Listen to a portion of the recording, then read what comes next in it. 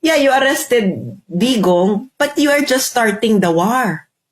Mm-hmm. You have just started the war. Mm-hmm. And nandun na, can you control what he will say when he's in the court? Mm-hmm. And the whole world will be listening? Di ba sinabi ko na sa'yo, Joey? Last year pa. Oh, nandiyon na siya sa ICC. Oh, Duterte will have the global microphone. Global man.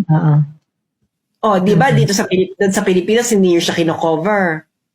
Mm-mm. Pag Now outrageous will be fully covered and are going to be covered by real journalists.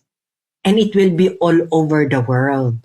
And it will be all over the world. At alam ni Digong na this is a historical moment.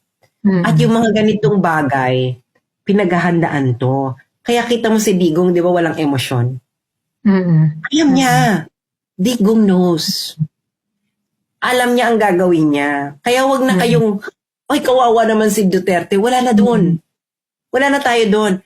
Nandito na tayo sa phase ng at which stage of history we are in.